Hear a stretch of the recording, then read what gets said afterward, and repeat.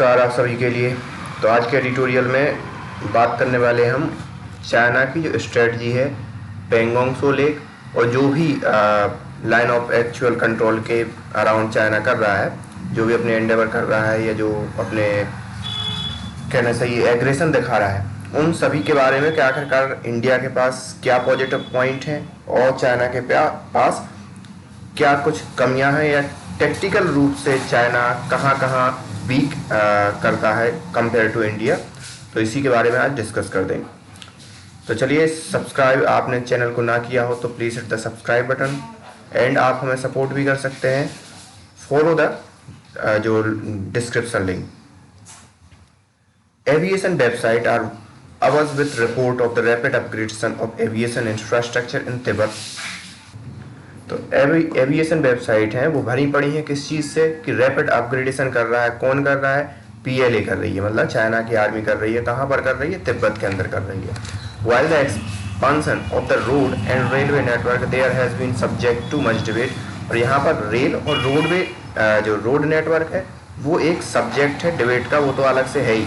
लेकिन जो एविएशन के रिगार्डिंग जो तिब्बत में चाइना कर रहा है वो एक अलग लेवल पर कर रहा है। It is the speed of operation of airfield, construction of hard and aircraft shelter, new runway, approach underground sortage, and tunneling into the mountainside, all visible in the high-resolution satellite photo that should have alarm bell ringing in New Delhi। तो जितने भी ये construction कर रहा है, चाहे वो सुरंग बनानी हो, नए रनवे बनाने हो, अंडरग्राउंड स्टोरेज बनानी हो, टनल बनानी हो, माउंटेन साइट्स को डेवलप करना हो, और जितने भी जो मतलब हाई रेजोल्यूशन सैटेलाइट्स ने डिटेक्ट किए हैं, चाहे हमारे देश के हों, चाहे विदेश के हों, चाहे कोई पर्टिकुलर प्राइवेट एजेंसी के सैटेलाइट ने डिटेक्ट किए हों, तो वहाँ यही शो हो रहा है कि चाइना वहाँ रैपिडली ये सब चीज़ें बना रहा है। और ये एक कंसर्न भी होना चाहिए दिल्ली के लिए, मतलब इंडिया के लिए। This need an analysis for two reason. पहला, इनको एनालिसिस क्यों करना चाहिए? सबसे पहला इसका रीज़न क्या दिया इन्होंने? First, is there any link between this construction and procrastination by China in the talk for reducing tension in eastern Ladakh. तो क्या इस रैपिड अपग्रेडेशन और साथ ही साथ जो चाइना अपनी जो इंडिया के साथ वार्तालाप हो रहा है उसमें टाल मटोल कर रहा है, तो क्या इन दोनों के बीच कोई संबंध तो नहीं है? तो ये एक विचार करना चाहिए। What is tactical aim for Chinese with this upgradation? और क्या टेक्टिकल एम है, उसका क्या एम है मतलब चाइना का कि वो इस प्रकार से अपग्रेडेशन कर रहा है। Second, how would this change affect the balance of air power between these air forces and People's Liberation Army air forces in the medium to long term? और यहाँ पर दूसरा एक महत्वपूर्ण प्रश्न ये हो जाता है कि जो अपग्रेडेशन हो रहा है वो इंडिया की एयरफोर्स को या इंडिया और चाइना की एयरफोर्स के बिटवीन जो बैलेंस है उसको किस हद तक प्रभावित करेगा, चाहे आप मीडियम टर्म में देख लो चाहे लॉन्ग टर्म में देख लो, मतलब आने वाले समय में। On a weak wicket in the air while the larger strategy aim to Chinese in upping the ante violating the decade old understanding in 2020 is still a matter of debate. तो यहाँ पर जो इतने दिनों से अंडरस्टैंडिंग बनी आ रही थी कि जो हमारी मतलब सीमा है उसको वो भी मानते आ रहा था चाइना और हम भी मान रहे थे उसी को, लेकिन 2020 में आते ही साथ उसने वहाँ पर जो इतने समय से जो रूल चले आ रहे थे उसको वायलेट करने का मन क्यों बनाया? तो ये भी एक सोचने वाली बात है। What Beijing discovered to this confrontation was that India did not yield any ground. तो इंडिया ने ऐसा क्या मतलब बना लिया, बीजिंग ने ऐसा क्या डिस्कवर कर लिया कि ये मतलब इंडिया उसका ग्राउंड मालूम नहीं कर पा रहा। And actually occupied vantage point in south Pangong Tso area to balance out some sector disadvantage. तो यहाँ पर जो पेंगोंग त्सो में कुछ हद तक जो इंडिया और चीन के बीच सहमति भी हुई वो इसलिए हुई कि कुछ सेक्टर पॉइंट में को बैलेंस आउट करने के लिए उसने ऐसा किया कि भाई जो जिन जिन जगह पर इंडिया क्या था ताकतवर पोजीशन में था, तो उनको बैलेंस करने के लिए उसने थोड़ी सी बात मान ली पेंगोंग त्सो लेक में। This firmness was backed by the deterrent Indian Air Force fire power and it was clear to that China they were on weak wicket in air due to the three reasons. तो ये firmness जो India दिखा रहा है वो किसकी दम पे दिखा रहा है? इंडियन एयरफोर्स की दम पे। और चाइना भी ये समझ चुका है कि भाई वो वीक पोजीशन में है अगर इंडियन एयरफोर्स से कंपेयर किया जाए तो। First, the Indian air force high strike potential with its aircraft having the advantage of string of airfield all along the foothill of the Himalayas that they are at low altitude permit a full armament load to be carried. Second, Chinese airfield in Tibet were few widely spaced out and hence not mutually supportive. There were gap in air defense structure too that Indian Air Force would utilize to interdict target in the rear. तो यहाँ पर क्या है कि जो China की position है Himalaya reason में, तो चाइना बहुत नीचे है हिमालय में, तो उसके जितने भी एयरफोर्स हैं या जितने भी विमान हैं उसको लाने के लिए ज़्यादा ऊंचाई चढ़ना पड़ेगा। लेकिन इंडिया की बात करें तो इंडिया टेक्टिकली रूप से उतना हाई एल्टीट्यूड पर होते हुए भी हाई एल्टीट्यूड पर नहीं है, तो साथ ही साथ ये क्या कर पाएगा, जैसे मान लो इन फ्यूचर अगर किसी कारणवश दोनों के बीच युद्ध हुआ तो इंडिया जो भी चाइना के एग्रेशन है या चाइना के जो हमले चाइना करेगा उसको वहीं पीछे के पीछे रोक देगा या इंटरडिक्ट कर देगा। Third most Tibetan airfield at altitude above 10,000 feet severely restricting the payload of PLA aircraft. तो यहाँ पर चाइना में के जो तिब्बत में उसने एयरफील्ड बनाए हैं वो इतने ऊंचे हैं, मतलब 10,000 फीट की ऊंचाई पर हैं, तो उनको ज़्यादा सामान ले जाने में दिक्कत होगी। ज़्यादा सामान इन द सेंस अस्त्र शस्त्र या जो भी मिसाइल वगैरह हुई तो वो कम ही मिसाइल वगैरह ले जाएंगी। अगर हम कंपेयर करें इंडिया से तो इंडिया के पास ये एक टेक्टिकल पॉइंट है। Additional infrastructure was required to make up these deficiency since the positive asymmetry of Indian Air Force would be detrimental to China's plan to gain any territorial advantage। तो अब ये जो deficiency है इनको overcome करने के लिए, ख़त्म करने के लिए चाइना को क्या करना पड़ेगा, कुछ ना कुछ वहाँ पे बिल्डअप करना पड़ेगा चीज़ों को। लेकिन अगर वर्तमान में देखा जाए तो इंडियन एयरफोर्स क्या कर देगी, टेरिटोरियल एडवांटेज गेन को क्या कर देगी, ख़त्म कर देगी अगर चाइना किसी भी प्रकार का ऐसा एग्रेशन दिखाता है तो। Time had to be made an ally in this endeavour. तो यहाँ पर एक समय है अभी कि हम एली बनाए इस प्रयास को करने में या चाइना की आर्मी को सामना करने में, चाइना की आर्मी को पछाड़ने के लिए। The balancing out the Indian air force asymmetry was only possible through the rapid upgradation of the airfield and air defense infrastructure। तो यहाँ पर जो बैलेंस हो सकता है, मान लो अगर चाइना ने जो उसकी डिफिशियंसी है उनको अपग्रेड कर लिया या उनको ओवरकम कर लिया, तो उस चीज़ के बैलेंस के लिए इंडिया को क्या करना पड़ेगा, खुद के इंडियन एयरफोर्स या जो इंडिया का एयरफोर्स का इंफ्रास्ट्रक्चर है उसको अपग्रेड करना पड़ेगा, डिफेंस इंफ्रास्ट्रक्चर को अपग्रेड करना पड़ेगा। This would need 2 year at least, और ये कम से कम 2 साल तो लेगा। The Chinese plan has been cleverly implemented through what can only be called tactical pause.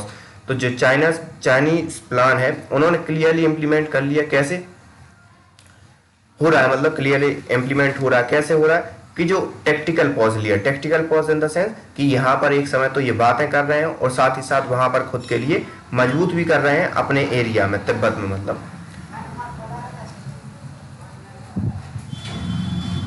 obtained by a talk that were commenced but have meandered since। तो यहाँ meandered in the sense एक पूरी की पूरी नदी के प्रवाह की तरफ मुड़ जाना। एक तरफ तो आप बातें कर रहे थे और अब एकदम से आप यू टर्न आपने ले लिया।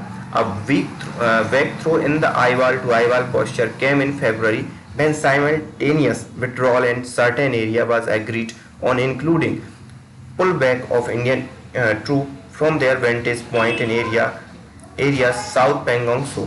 तो यहाँ पर I2 मतलब जो इंडिया का जो पोस्चर था, जो फरवरी में जो समझौता हुआ था उसमें इंडिया और चाइना की सेनाओं को कुछ पॉइंट से पीछे हटना था। उन टेक्टिकल पॉइंट्स में जब इंडिया पीछे हटा तो उसने चाइना के साथ आई वॉल्ट टू आई वॉल्ट मतलब अपनी दृढ़ता बनाए रखी और सीधा कहा कि पहले चाइना से पहले कहा कि पहले आप पीछे हटिए फिर हम पीछे हटते हैं। इस प्रकार की दृढ़ता इंडिया ने दिखाई थी। With the threat to PLA, Moldo garrison removed, the Chinese re-adopted their procrastinations position in the subsequent talk regarding the restoring status quo ante in the death song Daulat Beg Oldie and Hot Spring, which are of vital interest to India. तो यहाँ पर जब बाद में China ने और further जब बात करने की स्टार्ट की, जो दौलत बेग ओल्डी हुआ या और जो एरिया थे, मतलब पेंगोंग सो तो हो गया था कुछ हद तक सेटल, तो और जगह जब बात करने की कोशिश की चाइना ने, फिर वही अपनी नीति अपना ली कि टालने, प्रोक्रेस्टिनेशन वाली, टाल मटोल करने वाली. This is the classic buying time through the talk technique and is still ongoing. In the tactical pause, one surreptitiously, the Chinese have gone on upgradation drive to nullify the disadvantage that Chinese air power has vis-a-vis India. तो उसने जो tactical pause था उसका फ़ायदा उठाया और China ने खुद को क्या कर लिया, अपग्रेड कर लिया. क्यों अपग्रेड कर लिया? कि वो नलीफाई कर पाए, मतलब ख़त्म कर पाए उस डिसएडवांटेज को जो इंडियन एयरफोर्स के अगेंस्ट उसे झेलनी पड़ रही थी. Gap in their air defence scheme are being plugged through the new infrastructure and positioning of new air defence radar and missile system that would afford them a layered air defense setting and affect the balance of power in medium to long term. तो जैसे वो upgrade कर रहा है, कई plane airfield बना रहा है तिब्बत रीजन में और कई मिसाइल वहाँ पर लगा रहा है, तो वो क्या करेगा, मीडियम एंड लॉन्ग टर्म में जो इंडिया और चाइना का भी जो पावर बैलेंस था, जहाँ पर इंडिया पावरफुल पोजीशन में था, उसको अफेक्ट करेगा. Trying to turn the table the Indian, अब यहाँ पर तो ये बात हो गई कि अपग्रेडेशन की. अब trying to turn the table, कि भाई टेबल पर क्या हो रहा है, टेबल पर जो बात होती है उस पर क्या चल रहा है. The Indian air force is equipped and trend for offensive action. तो यहाँ पर जो इंडियन एयरफोर्स है वो इक्विप्ड भी है और साथ ही साथ मतलब सक्षम भी है और ट्रेंड भी किस चीज़ के लिए, कि किसी भी प्रकार के ऑफेंसिव एक्शन का जवाब दे सके. In all previous conflicts, the Indian Air Force conducted aggressive strike besides providing the active close support to ground force. और पिछले जितने भी उदाहरण देखे जाएं तो उसमें जो हमारी इंडियन एयर फोर्स है उसने बहुत अच्छे से सपोर्ट किया है ग्राउंड एयर फोर्स को और साथ ही साथ बहुत अच्छा योगदान दिया है. सिर्फ और सिर्फ the odd exception was the 1962 India China conflict where the Indian Air Force substantial strike potential was nullified by the political decision to not use it. तो यहाँ पर 1962 का एक उदाहरण छोड़ दिया जाए, वो भी इसलिए कि वो राजनीतिक डिसीजन का कारण था कि उसमें उनको इंडियन एयरफोर्स को यूटिलाइज ही नहीं करने दिया. The equipment acquisition profile is a pointer to the offensive role as seen by the acquisition of the Jaguar, Mirage 200, Sukhoi and now the Rafale. और जो हम अस्त्र शस्त्र का क्या कर रहे हैं, एक्रीशन कर रहे हैं, ज़्यादा से ज़्यादा जोड़ रहे हैं, तो वो भी एक प्रकार का ऑफेंसिव रोल अदा कर रहा है या दिखाई दे रहा है इंडिया का ऑफेंसिव रोल, कि ज़्यादा से ज़्यादा चीज़ें इंडिया परचेज कर रहा है अपने अस्त्र शस्त्रों में. Seen from the prism of air power doctrine. अब अगर इसको हम प्रिज्म की में से देखें एयर पावर डॉक्ट्रिन को, जो सिद्धांत है एयर पावर का, this point to India's strategy of deterrence by punishment. तो उसमें इंडिया की स्ट्रेटजी क्या है कि भाई आप किसी चीज़ का निवारण तभी कर सकते हो जब उसको आप एक प्रकार से दंड दे दो या उसको पनिश कर दो. Don't mess with us as we have the mean and power to hurt you. तो यहाँ पर सीधा सा मतलब ये है कि हमसे आप मैस मत करो, हमसे लड़ाई बेवजह ना करो, हमारे पास इतनी पावर है कि हम आपको बहुत अच्छा नुकसान पहुँचा सकते हैं. Why straightening their air defence architecture the Chinese are trying to turn the table and deter India through strategy of denial. तो यहाँ पर इसी मतलब स्ट्रेटनिंग डिफेंस स्ट्रक्चर के कारण चाइना क्या कर रहा है, ट्राई कर रहा है कि इंडिया को टेबल पर बिजी रखा जा सके और मतलब रोका जा सके, डिटर किया जा सके इंडिया को, जो उसकी स्ट्रेटजी ऑफ डिनाइल है उस तक, कि भाई बात करते रहें और मतलब वो मान रहा नहीं है लेकिन कह रहा है कि हाँ बात करते रहो. To dissuade by Indian Air Force by signaling that it would be costly in terms of the aircraft and air crew losses. और साथ ही साथ सिग्नल मतलब बात ही बात में ये भी कह रहा है कि ये बहुत कॉस्टली होगा तुम्हारे लिए, कि तुम्हारा जो एयरक्राफ्ट लॉस होंगे और जो भी एयर क्रू लॉस होगा, अगर इन दोनों का लॉस होता है इन फ्यूचर, तो तो ये बहुत कॉस्टली होगा। वो ये ऐसा इसलिए बोल रहा है कि इंडियन एयरफोर्स को वो क्या किया जा सके, कभी भी अगर इन फ्यूचर अगर युद्ध होता है तो उससे अलग थलग किया जा सके। For this turn around to take effect would take China about 2 year, और ये सब करने के लिए चाइना के लिए भी लगभग 2 साल लगेगा। If China succeed in its Endeavour, India में लूज ट्रम्प कार्ड और positive air power asymmetry that it now hold. और अगर चाइना ने ये चीज़ कर ली, अपग्रेड कर लिया, खुद भी जो डिफिशियंसी है उनको ख़त्म कर लिया, तो इंडिया अपना जो ट्रम्प कार्ड है उसे खो देगा। What should India do? अब इंडिया के लिए क्या करना चाहिए? The air defence upgradation drive is surely being monitored but that is not enough. तो यहाँ पर सीधी बात है कि डिफेंस अपग्रेडेशन करना चाहिए, उसको मॉनिटर करना चाहिए, लेकिन ये सिर्फ इतना काफ़ी नहीं है। If status quo ante on ground is not obtained soon, it may be too late a year or from now the facade of talk should be acknowledged for its devious aim।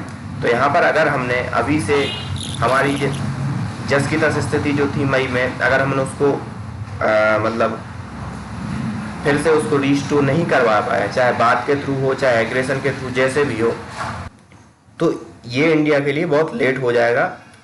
और यहाँ पर India के लिए एक और बात जरूरी है कि वो जो मतलब चाइना का जो मुखौटा है कि वो आखिरकार क्या करना चाहता है, इस चीज़ को भी पहचाने।